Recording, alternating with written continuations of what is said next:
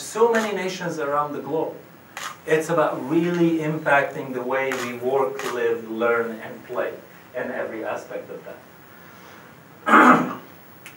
And all of that wouldn't come without benefit, right? Because, again, we said we're not going to adopt technology for the sake of adopting technology. We're going to adopt technology because there's a meaningful outcome to that adoption. That meaningful outcome, we believe, comes in three flavors. It comes in economic sustainability, in social sustainability, and in environmental sustainability. So digitization is not just about growing the GDP. It's not just about improving the quality of life. It's not just about transforming the natural resource use.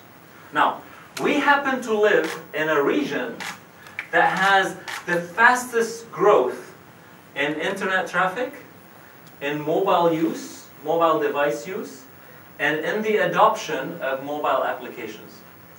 No other region around the world, nowhere, has the same growth rate that we have here in the Middle East region. And if you think of the Middle East region holistically, Saudi, Qatar, and the UAE are leading the way in that adoption. We have over 200% penetration in mobile device use. So if there's 10 to 11 million people in the UAE, there's about 20 to 22 million mobile subscribers in the UAE. A tremendous, one of the highest penetration in the world. Now, what is driving all that growth in connection and data and in applications is the benefit and the outcome of those connections, data, and applications. And those benefits can be in tremendous economic value. And that economic value is not just additional income for companies. It could be efficiencies in the way governments deliver services to their citizens. It could be improvement in the use of natural resources, very importantly for this nation at least, water and energy. And it could be the improvement of the economic conditions for the nation to make it more attractive to open and start business. So you start competing globally through that digitization and through that transformation. Now, we believe that in this region as well, after we've conducted the virtual networking index study for the Middle East region, that this region is also the fastest growing region in machine-to-machine communication. That is Internet of Things.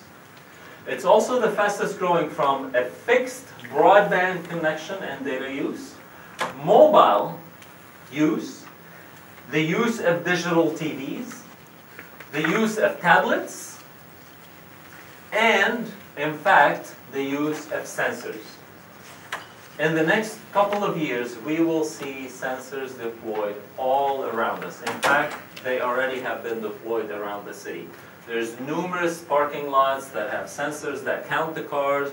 There's numerous cameras that monitor the activities for managing the traffic, for managing the emergency requirements of the city, and managing the different services of parking, lighting, and metering, and so on.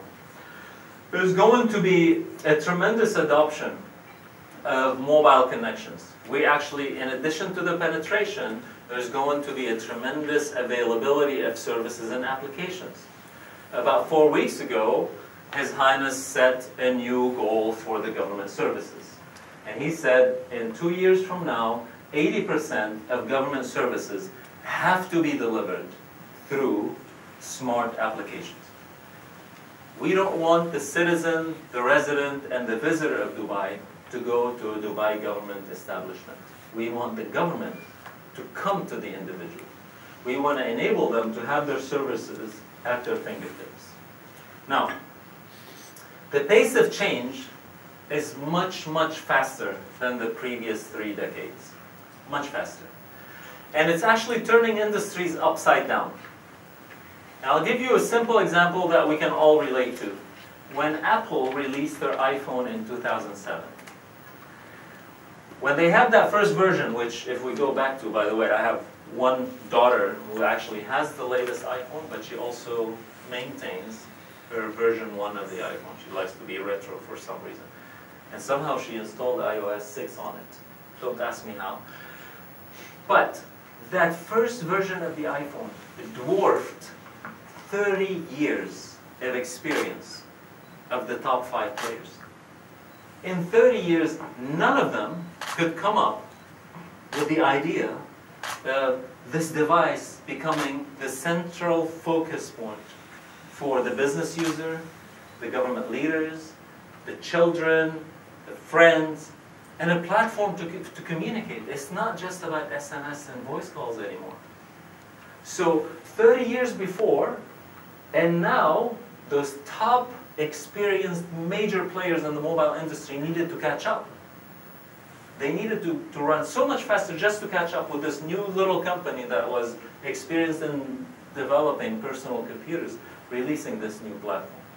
So that turned the mobile industry, the mobile device industry, upside down.